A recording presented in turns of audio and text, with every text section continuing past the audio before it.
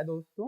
पिछले वीडियोस के अंदर हमने खासकर सिंक्रोनस मशीन के इंटरनल वर्किंग के बारे में डिस्कशन किया है, जिसमें कि हमने उसके कंस्ट्रक्शन पे बात की, जिसमें कि हमने उसके ईएमएफ के बारे में बात की, आर्मेचर वाइंडिंग के बारे में बात की और हार्मोनिक्स के बारे में बात की। अब जैसा मैंने आपको बताया था, आगे जाते हुए हमारा ज्यादा फोकस किस पे रहेगा कि मशीन के एनालिसिस पे, कि किस तरह से मशीन को न्यूमेरिकल पॉइंट ऑफ व्यू से ट्रीट किया जाता है, क्या क्या कॉन्सेप्ट्स हैं जो मशीन को मॉडल करने में काम आएंगे, कैसे उसका इक्विवेलेंट सर्किट डिजाइन होगा। तो इन सब चीजों पे आगे हमारा फोकस रहने वाला है। बट वहां तक जाने से पहले एक कॉन्सेप्ट हम लोग और देखेंगे, जिसको हम कहते हैं torque production in synchronous machine. तो हमें ये देखना है कि सिंक्रोनस मशीन में टॉर्क कैसे बनता है, क्या नेसेसरी कंडीशन होती है टॉर्क प्रोडक्शन के लिए, ठीक है, और टॉर्क एंगल या मशीन का एक तरह से वेक्टर डायग्राम कैसे हम लोग शो करते हैं। अब देखो, टॉर्क के बारे में काफी हद तक हमने डिस्कशन इलेक्ट्रोमैकेनिकल वाले टॉपिक में भी किया है, जिसके अंदर हमने ये देखा था कि टॉर्क का एक्सप्रेशन कैसे डिराइव होता है रोटेटिंग मशीन्स के अंदर, और फिर टॉर्क एंगल का कॉन्सेप्ट क्या होता है, और जिसमें मैंने ये बताया था कि स्टेटर और रोटर 2 एमएमएफ होंगे। फिर टॉर्क निकालने के लिए स्टेटर और रिजल्टेंट का भी यूज कर सकते हो, रोटर और रिजल्टेंट का भी यूज कर सकते हो, या स्टेटर रोटर का भी यूज किया जा सकता है। ठीक है, तो इस वीडियो के अंदर अपना पूरा फोकस रहेगा टॉर्क डिस्कशन पे, टॉर्क प्रोडक्शन का प्रोसेस समझने पे। तो टॉर्क इन सिंक्रोनस मशीन्स। अब देखो, इसके अंदर मैं जो आपको समझाने वाला हूं वो ये है कि जनरेटर और मोटर दोनों के अंदर कैसे मशीन में टॉर्क प्रोड्यूस होता है। तो पहला केस इसीलिए हम उठा रहे हैं सिंक्रोनस जनरेटर का। ठीक है भाई। अब देखो, जब हमने इलेक्ट्रोमैकेनिकल वाला टॉपिक कवर किया था, तो मैंने ये बताया था जनरेटर के अंदर जनरली दो टॉर्क होते हैं। एक होता है अपना प्राइम मूवर टॉर्क और एक होता है develop torque. Prime mover torque rotor को घुमाने का काम करता है, वहीं जो डेवलप टॉर्क होता है वो रोटेशन को अपोज करता है। और मैंने ये भी बताया था रोटेशन को जो टॉर्क सपोर्ट करेगा वो एनर्जी को डिलीवर कराएगा, और जो अपोज करेगा वो एनर्जी को एब्जॉर्ब कराएगा। और सिंस की एनर्जी मैकेनिकल से इलेक्ट्रिकल जानी चाहिए जनरेटर के अंदर, तो प्राइम मूवर वाला टॉर्क सपोर्ट करता है और डेवलप टॉर्क अपोज करता है। अब देखो, हम लोग किस तरह से शो करते हैं सिंक्रोनस जनरेटर को, स्टेटर और रोटर को। पहले मैं स्टेटर बना लेता हूं, फिर मैं सेलिएंट पोल रोटर का एग्जांपल लूंगा, ठीक है, क्योंकि सेलिएंट पोल रोटर से ना पोल समझना थोड़ा सा इजी हो जाता है। मान लो इस टाइप से हमारा स्टेटर है। अब स्टेटर पे मैं 4 कॉइल्स रख देता हूं। एक ही फेज की 4 कॉइल्स हैं, हमें तीनों फेज देखने की जरूरत नहीं है। ठीक है, और ऐसे ही मैं रोटर बना लेता हूं। रोटर जो मैं बना रहा हूं, मैं क्या कर रहा हूं भाई, 4 पोल का रोटर बना रहा हूं। ठीक है, 4 पोल का हम रोटर डिजाइन कर रहे हैं। तो इस टाइप से 4 पोल मैं दिखा दूंगा। ठीक है, ये 4 पोल हो गए। अब देखो, ये पोल्स जो है नॉर्थ साउथ, नॉर्थ साउथ, इस तरह से 4 पोल हो गए हमारे। अब ये जो रोटर है, ये एक प्राइम मूवर से कपल्ड होगा। तो यहां पे क्या लग रहा होगा, प्राइम मूवर। प्राइम मूवर क्या होता है, एक मोटर हो सकती है, एक टरबाइन हो सकती है, ऐसा कोई भी सिस्टम जो आपके रोटर को रोटेट करवाएगा, that will be called as the prime mover. अब मान लो कि प्राइम मूवर इस रोटर को ऐसे घुमा रहा है, तो ये किसका टॉर्क है, प्राइम मूवर का टॉर्क है। तो इसका रोटेशन भी कैसे होगा, इसी टाइप से। तो जिस डायरेक्शन में प्राइम मूवर टॉर्क अप्लाई करता है, उसी डायरेक्शन में हमारा रोटर रोटेट करता है। बात क्लियर हुई। अब जनरेटर में जब कभी ईएमएफ निकालने की बात आए, जब कभी ईएमएफ के बारे में सोचना है, तो हमें क्या करना है, V क्रॉस B से जाना है। लेकिन V क्रॉस B लेते वक्त यह भी ध्यान रखना है कि V should be the velocity of conductor. तो इसमें लिखना, in synchronous generator the magnetic field is produced by the rotor and EMF is induced in the stator. So while computing the EMF induced in stator conductor, we must consider velocity of stator conductor with respect to the rotor pole. ठीक है, तो जब rotor clockwise घूम रहा है तो rotor को stationery मान करके ऐसा मान लो कि ये कंडक्टर एंटी क्लॉकवाइज घूमने वाला है।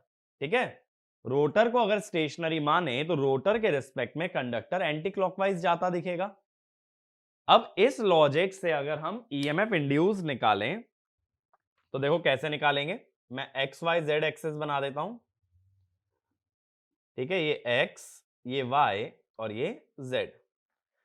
अब देखो नॉर्थ की वजह से जो मैग्नेटिक फील्ड होगी वो बाहर की तरफ होगी, यानी जेड में होगी, और ये वेलोसिटी माइनस वाई में है, लेफ्ट में है। तो माइनस वाई क्रॉस जेड क्या होगा? माइनस वाई क्रॉस जेड होगा माइनस एक्स। माइनस एक्स का मतलब अंदर। फिर ये वेलोसिटी अपवर्ड्स आई, ये वेलोसिटी अपवर्ड्स माने जेड, मैग्नेटिक फील्ड साउथ की अंदर होती है, अंदर माने माइनस वाई, तो जेड क्रॉस माइनस वाई क्या होगा? एक्स। सेम वे में क्रॉस एंड डॉट। ठीक है, सिर्फ v क्रॉस b करना है, तो वेलोसिटी की डायरेक्शन देखना, कंडक्टर की वेलोसिटी देखनी है, पोल की नहीं। जब भी v क्रॉस b लगाओगे उसमें कंडक्टर की velocity with respect to magnetic field लेनी पड़ेगी। तो ये ऊपर की तरफ जा रहा है यानी z, मैग्नेटिक फील्ड अंदर है minus y, z cross minus y, चाहे तो ऐसे देख लो z क्रॉस माइनस वाई बाहर की तरफ यानी x। अब ये जो डॉट क्रॉस सेटअप हुए हैं ये खुद की मैग्नेटिक फील्ड बनाएंगे, तो डॉट की मैग्नेटिक सॉरी क्रॉस की मैग्नेटिक फील्ड क्लॉकवाइज, तो देखो इसकी मैग्नेटिक फील्ड बनेगी क्लॉकवाइज। साउथ की सॉरी डॉट की कैसी? Anti clockwise.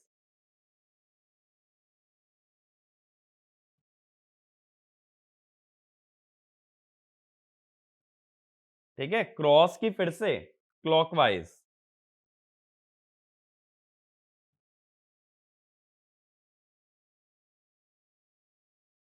फिर डॉट की वापस एंटी क्लॉकवाइज।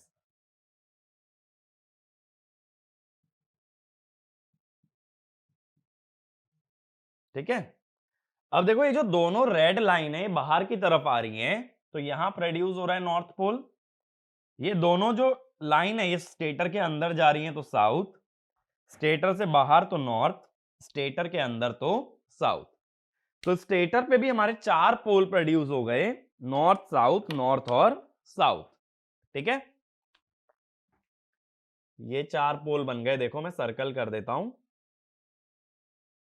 अब देखो इस तरह से क्या हुआ कि एक मैग्नेट स्टेटर पे फॉर्म हो रहा है, या ये कह लो 2 मैग्नेट स्टेटर पे फॉर्म हो रहे हैं नॉर्थ साउथ, और 2 मैग्नेट रोटर पे हैं नॉर्थ साउथ। अब ये मैग्नेट्स जो होंगे ये आपस में एक दूसरे को अट्रैक्ट और रिपेल करते हैं, जिसकी मदद से टॉर्क बनता है। कैसे?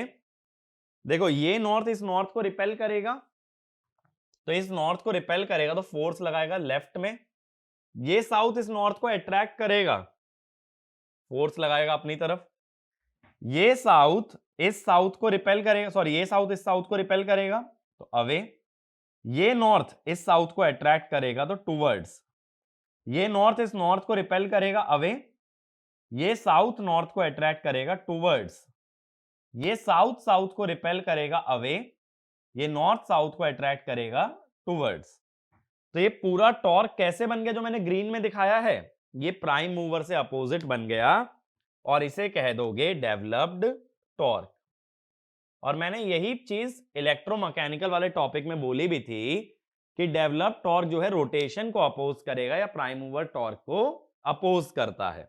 तो प्राइम मूवर टॉर्क अगर क्लॉकवाइज है तो डेवलप टॉर्क बन रहा है एंटी क्लॉकवाइज। तो इसमें लिखना when EMF is induced in the stator, the current in the stator winding produces stator poles. These poles apply a force on the rotor poles, and this force is responsible for production of developed torque. ठीक है, तो develop torque कौन बना रहा है? Stator और rotor के poles के बीच का अट्रैक्शन और रिपल्शन। ये टॉर्क क्लियर हुआ? ठीक है, तो कंसेप्ट क्लियर है टॉर्क का कैसे बनता है। अब देखो इसमें हमने जब पोल्स बनाए रोटर पे, सॉरी स्टेटर पे, तो इसमें ध्यान दो कि स्टेटर पे कितने पोल्स बने? 4। रोटर पे भी कितने थे? 4। तो क्या होता है कि स्टेटर और रोटर पे same number of poles induce होते हैं, तभी हमारा टॉर्क प्रोड्यूस हो सकता है। तो ये वाला एक पॉइंट लिखो, for torque to be produced the stator and rotor should contain same number of poles. ठीक है, अब देखो अगर सेम नंबर ऑफ पोल्स ना हो तब क्या होगा? सेम नंबर ऑफ पोल्स अगर नहीं हुए तब क्या होगा? ये भी चीज देख लेते हैं कि ऐसा मैंने कैसे बोल दिया कि सेम नंबर ऑफ पोल होना जरूरी है। अब मान लो कि स्टेटर पे 2 ही पोल्स होते, ये नॉर्थ और ये साउथ, सॉरी रोटर पे 2 ही पोल होते। अब स्टेटर पे मान लो 4 पोल होते, नॉर्थ, साउथ, या चलो बीच बीच में ले लो, ऐसे बिल्कुल अलाइन करके मत लो, नॉर्थ, साउथ, नॉर्थ और ये साउथ, ऐसे मान लो 4 पोल स्टेटर पे होते। अब ये नॉर्थ इस साउथ को करता है अट्रैक्ट, ये साउथ इस साउथ को करता रिपेल, ये नॉर्थ इस नॉर्थ को करता रिपेल, ये साउथ इस नॉर्थ को करता अट्रैक्ट। अब देखो ये वाला जो टॉर्क बना, ये बना क्लॉकवाइज और ये बना एंटी क्लॉकवाइज, तो इससे रिजल्टेंट टॉर्क क्या बना? 0। तो जब कभी दोनों पे सेम नंबर ऑफ पोल्स नहीं होंगे, then the net torque produced will be 0। तो एक पॉइंट ये भी लिखो, if stator and rotor do not contain same number of poles, then net torque produced is always 0। इसीलिए देखो क्या क्वेश्चन बन सकता है इस पे, 1 मार्क क्वेश्चन किसी एग्जाम में बहुत इजी सा पूछ सकता हूं। जैसे मान लो इंडक्शन मोटर का पूछूं, the a 3-phase 6-pole 50 hertz induction motor has a rotor of 3-phase 20 hertz 8-pole, what is the steady state speed of the rotor।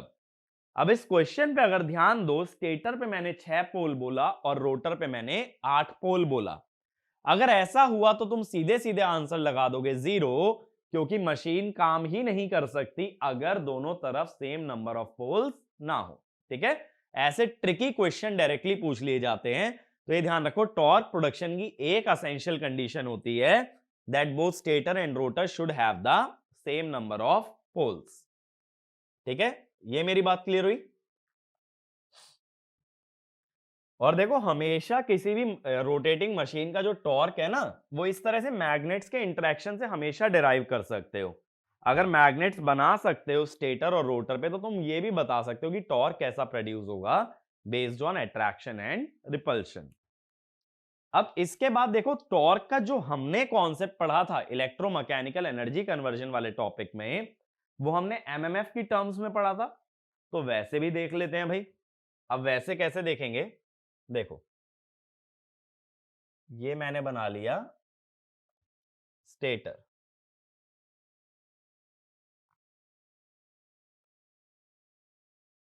ठीक है, ये तो काफी खैर खराब सा बन गया, थोड़ा सा बेहतर सर्कल बनाते हैं।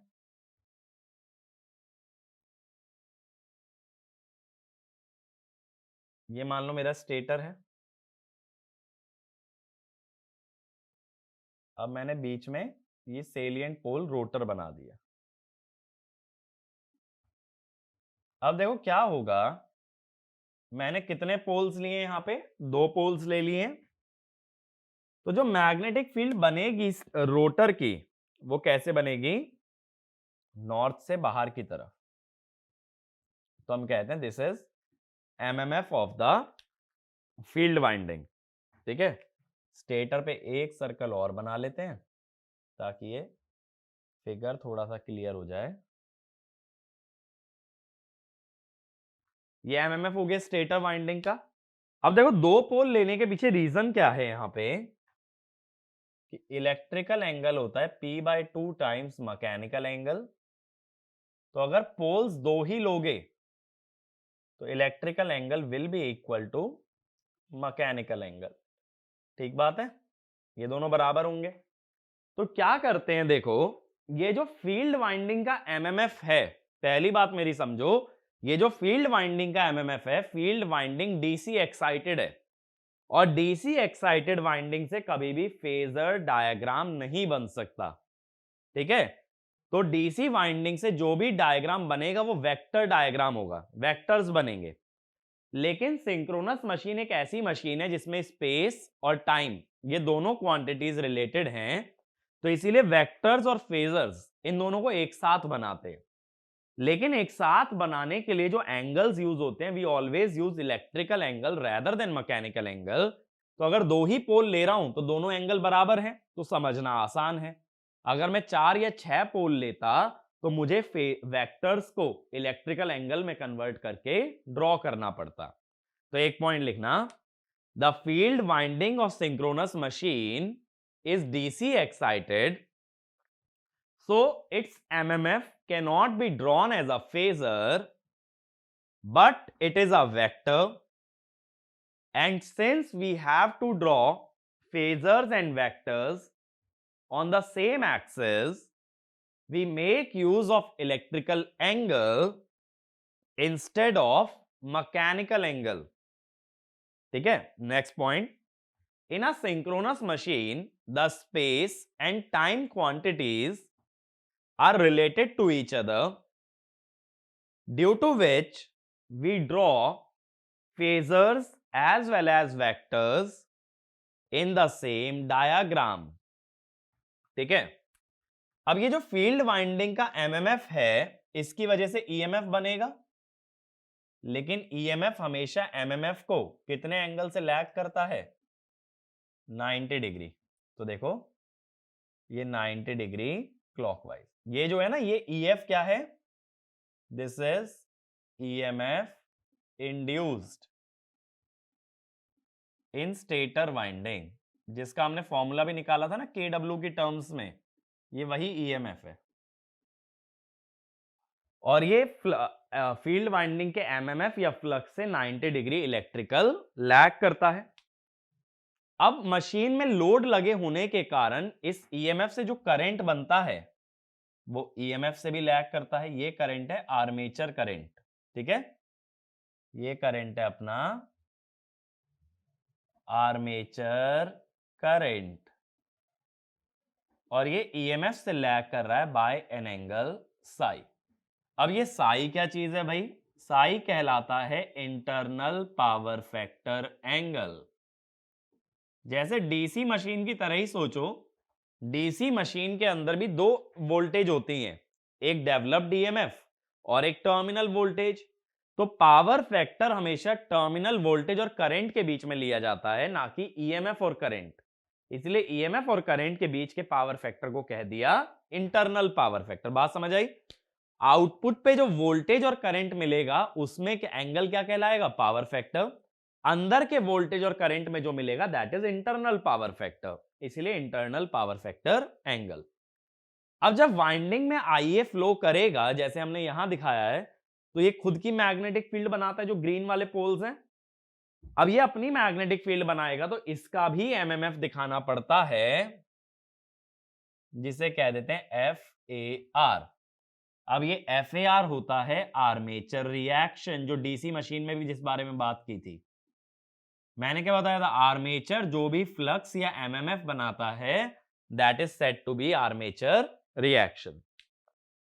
अब स्टेटर और रोटर के बीच एयर गैप है, इस एयर गैप के अंदर दो एमएमएफ आ रहे हैं, एक तो फील्ड वाइंडिंग का और एक आर्मेचर का, और दोनों का रिजल्टेंट अगर निकाल लिया जाए, दोनों का रिजल्टेंट अगर निकाल लिया जाए तो ये बन जाता है F R, that is resultant MMF. ठीक है भाई, ये बात समझ आई। 2 एमएमएफ है हमारे पास, फील्ड वाइंडिंग और आर्मेचर वाइंडिंग, दोनों का टोटल बनता है रिजल्टेंट। लेकिन अब देखो, दोनों फेजर या दोनों वेक्टर को तभी ऐड कर सकते हो जब वो दोनों आपस में रेस्ट पे हों। कोई भी दो फेजर या दो vector can only be added if they are at rest with respect to each other. अब रोटर तो घूमता है एनएस से, तो रोटर का एमएमएफ भी घूमता है एनएस से।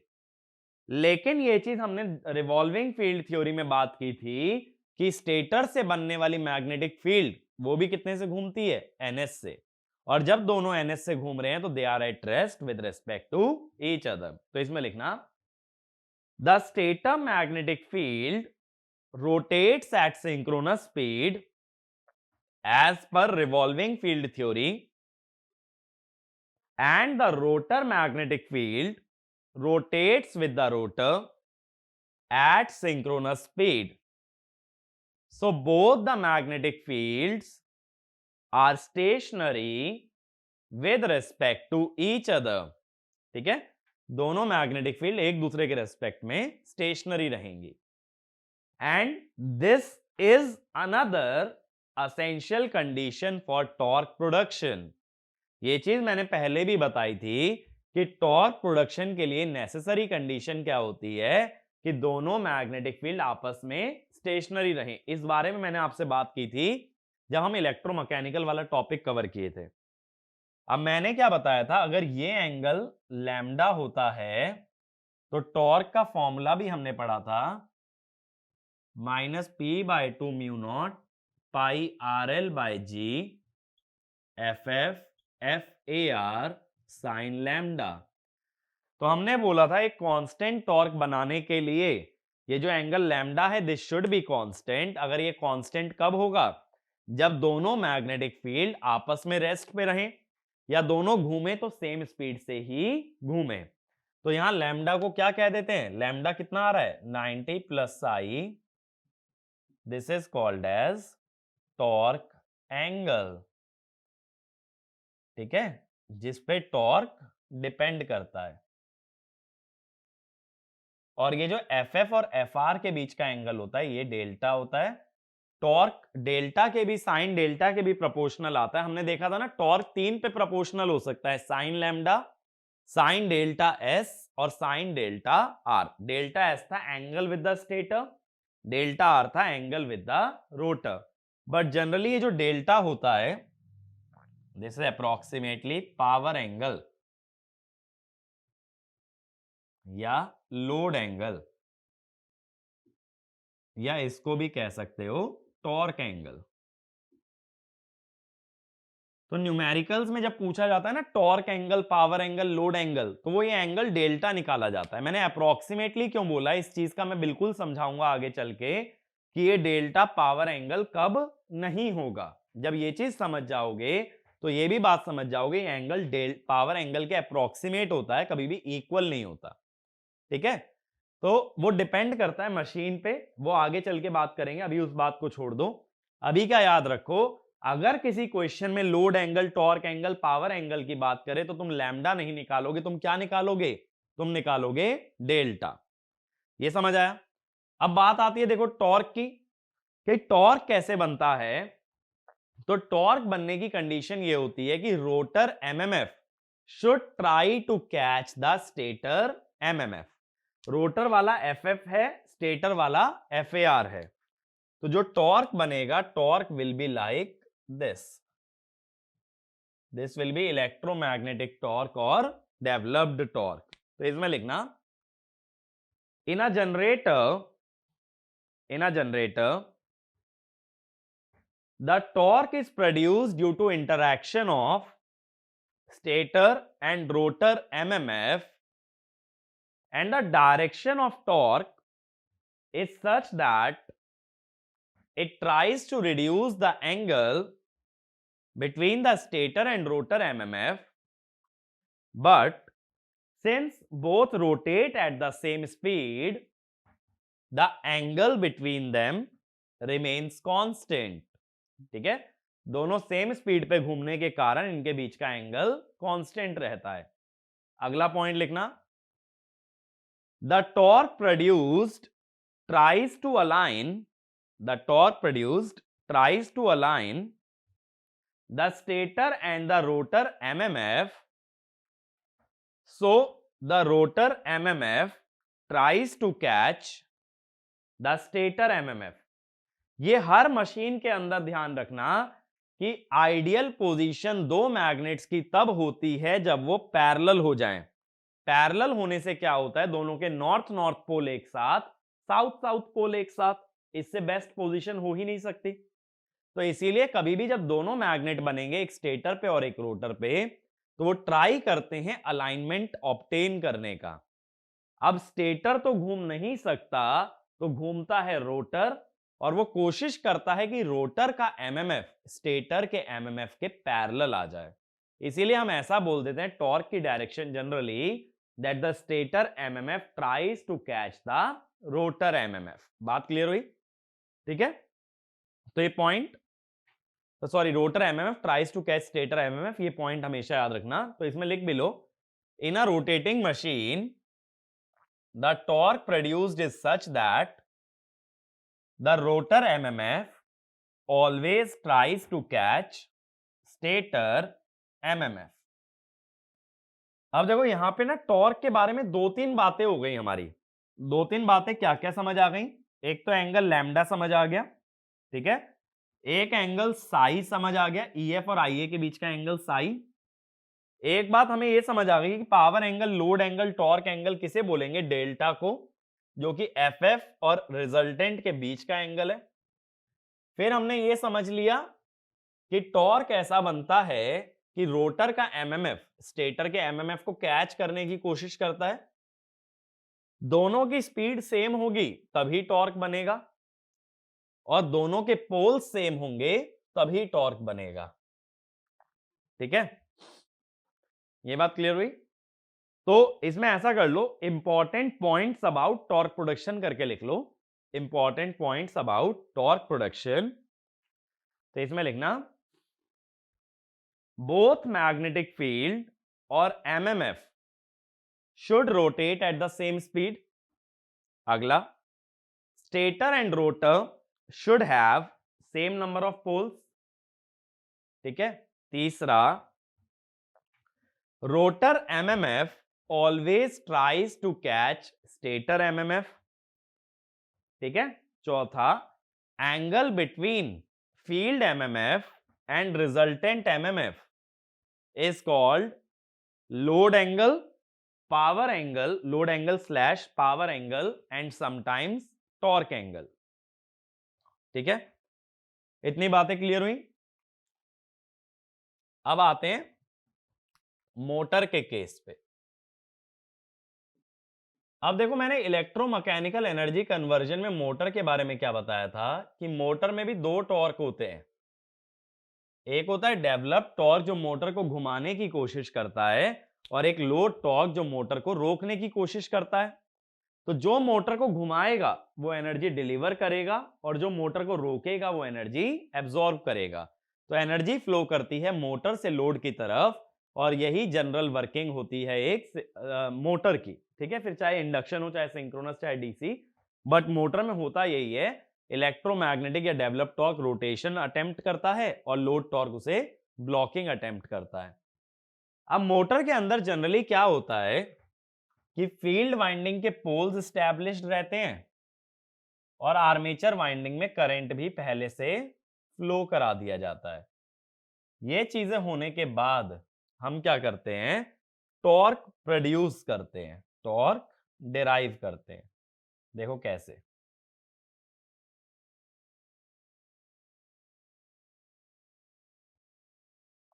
अभी देखो, ये मान लो कि रोटर घूम नहीं रहा है, ठीक है ना, ऐसा मान लो कि रोटर नहीं घूम रहा है अभी, और रोटर पे लेकिन फील्ड वाइंडिंग की वजह से पोल्स बने हुए हैं, नॉर्थ साउथ नॉर्थ साउथ। अब यहां जो भी कॉइल्स हैं, इनमें अपनी मर्जी का करंट फ्लो कराना है हमें, तो हम अपनी मर्जी से लगा देते हैं क्रॉस डॉट क्रॉस डॉट। अपनी मर्जी से लगा लो, डॉट क्रॉस कर लो या क्रॉस डॉट। अब देखो ये जो डॉट और क्रॉस तुमने बनाए हैं ये अपनी अपनी मैग्नेटिक फील्ड जनरेट करेंगे। अगेन क्रॉस की वजह से क्लॉकवाइज, डॉट की वजह से एंटी क्लॉकवाइज। तो क्रॉस की वजह से क्लॉकवाइज और डॉट की वजह से एंटी क्लॉकवाइज। ठीक है, ऐसे ही क्रॉस की वजह से फिर से क्लॉकवाइज और डॉट की वजह से फिर से एंटी क्लॉकवाइज। अब देखो ये जो मैग्नेटिक फील्ड स्टेटर के अंदर घुस रही है ये ऑब्वियसली बनाएगी साउथ पोल, जो बाहर आ रही है वो बनाएगी नॉर्थ, फिर जो अंदर जा रही है साउथ, फिर जो बाहर आ रही है वो नॉर्थ।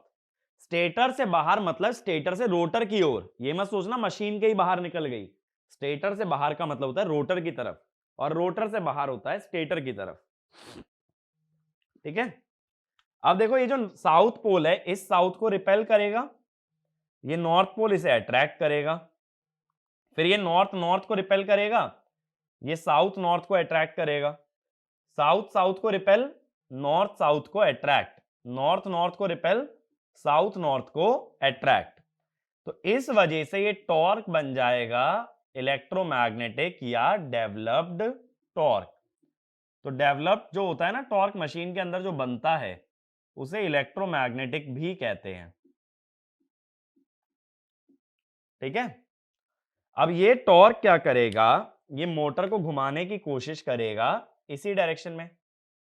तो लोड जो टॉर्क लगाएगा, लोड इस पे उल्टा टॉर्क लगाएगा क्योंकि रोकने की कोशिश करेगा, तो लोड का टॉर्क होगा क्लॉकवाइज, मोटर का टॉर्क और स्पीड होगी एंटी क्लॉकवाइज। ठीक है, तो इस हिसाब से हमारी मोटर वर्क करेगी।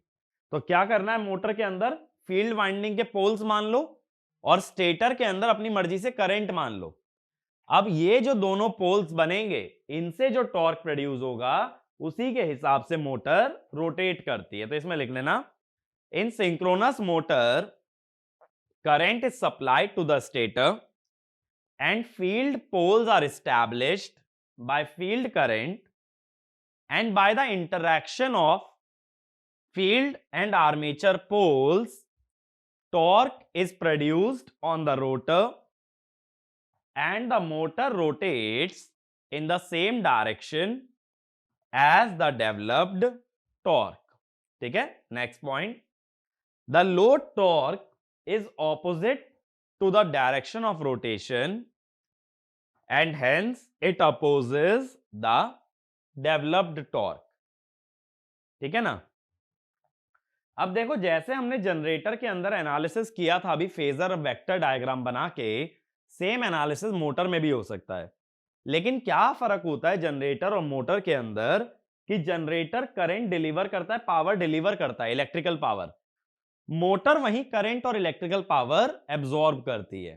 तो हो क्या जाता है, देखो अगर कोई वाइंडिंग है, जैसे ऐसे मान लो ये डॉट है ये क्रॉस है, तो कैसी मैग्नेटिक फील्ड बनेगी इसकी, डॉट की बनेगी एंटी क्लॉकवाइज और क्रॉस की बनेगी क्लॉकवाइज। ठीक है, तो इधर ऊपर की तरफ आ गई ना। अगर करंट का डायरेक्शन रिवर्स कर दो कि अंदर जा रहा है और इधर से बाहर आ रहा है, जैसे मोटर जनरेटर में यही तो हो रहा है, जनरेटर की वाइंडिंग करंट को डिलीवर करा रही है और मोटर की वाइंडिंग करंट को एब्जॉर्ब करा रही है। तो क्रॉस की वजह से इधर बनेगी क्लॉकवाइज और डॉट की वजह से इधर बनेगी एंटी क्लॉकवाइज।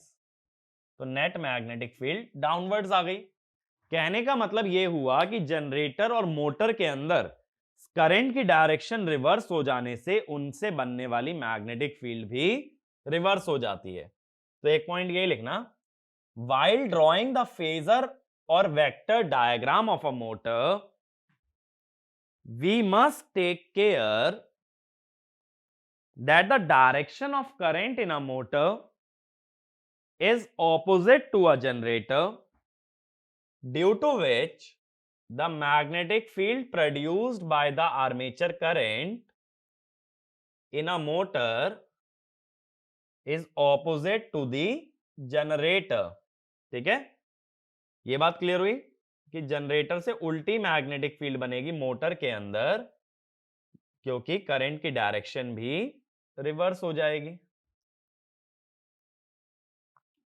अब देखो फिर से सेम चीज डिराइव करते हैं। सबसे पहले बनाएंगे फील्ड वाइंडिंग का एमएमएफ। हमने बोला था ईएमएफ इससे 90 डिग्री लैग करता है, तो ये आ गया ईएमएफ। ये 90 डिग्री इलेक्ट्रिकल लेके चलेंगे। मैंने बताया था सारा डायग्राम इलेक्ट्रिकल एंगल में ही बनता है। अब लैगिंग लोड की वजह से करंट कर जाएगा लैग। कितना लैग कर जाएगा भाई? करंट लैग कर जाएगा बाय एन एंगल साई। अब ये तो देखो करंट का फेजर है।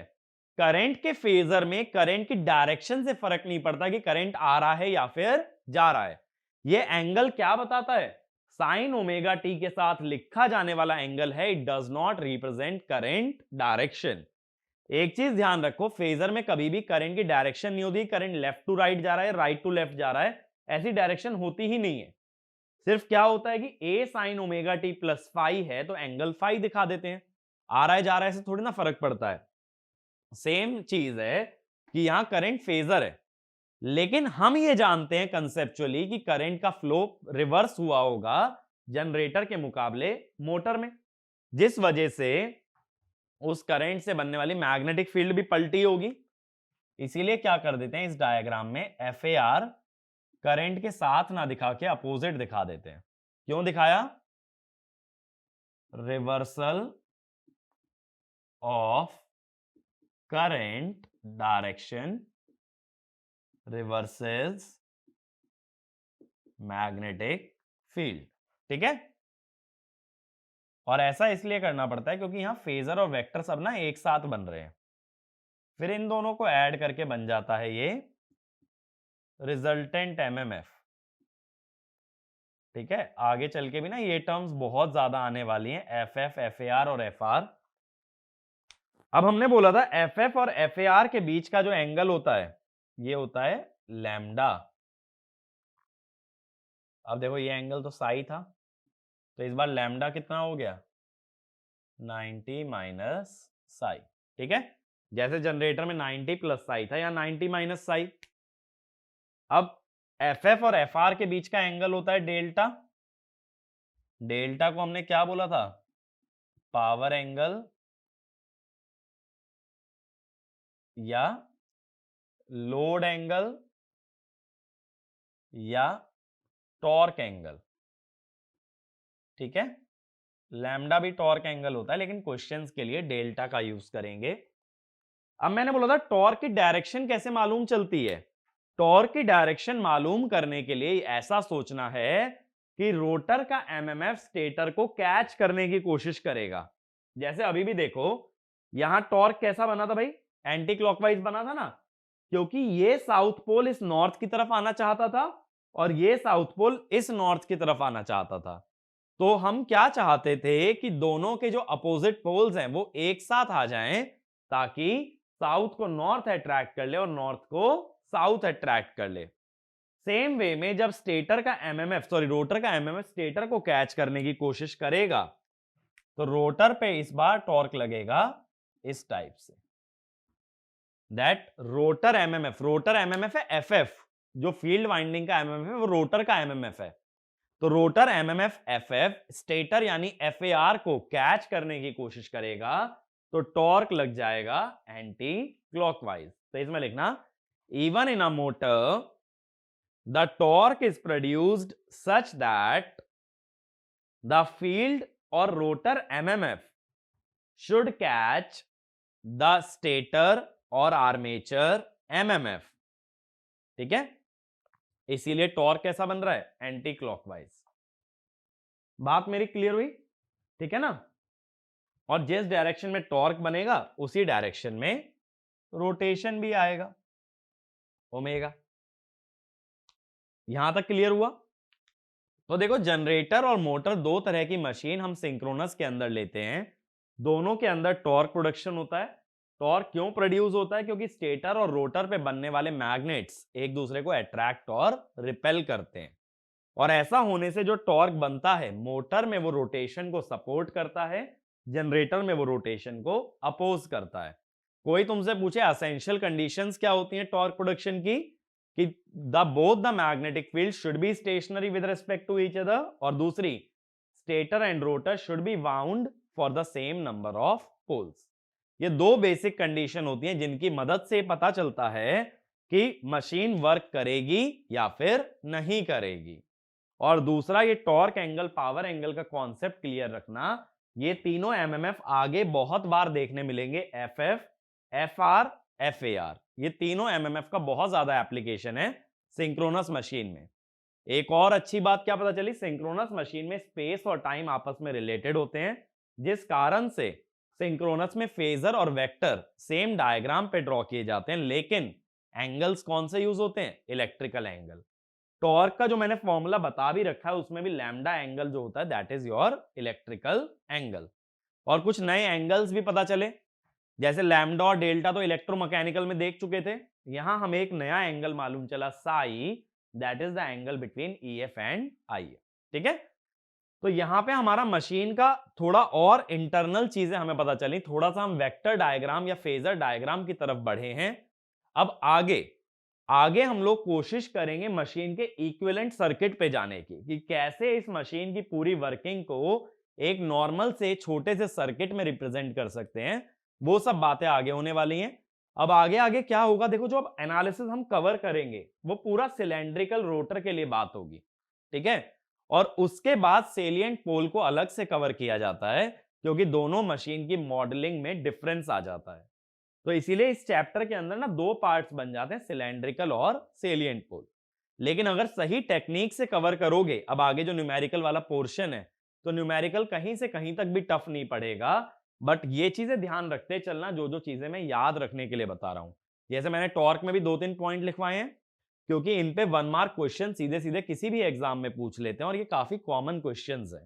तो ऐसा ही सिंक्रोनस में आगे के लिए रखना। देखो अभी तक फॉर्मूले बहुत कम हुए हैं, केपी, केडी, केडब्ल्यू आया है और ईएमएफ का आया है। अब आगे जब फॉर्मूलेज आते हैं, तो कौन से फॉर्मूले को कैसे मैनिपुलेट करना है, क्या याद रखना है, ये सब बातों पे ध्यान देना। ये सब बातें अगर ध्यान रखते हो तो सिंक्रोनस का क्वेश्चन टफ नहीं पड़ेगा, ठीक है। तो आगे की बातें अगले लेक्चर में करते हैं, और अगले लेक्चर से तैयार रहना कि अब हम लोग न्यूमेरिकल पोर्शन की तरफ मूव कर रहे हैं, तो आप लोगों का इंटरेस्ट और एंथुजियाज्म और ज्यादा होना चाहिए, ठीक है। तो थैंक यू, नेक्स्ट लेक्चर में मिलते हैं।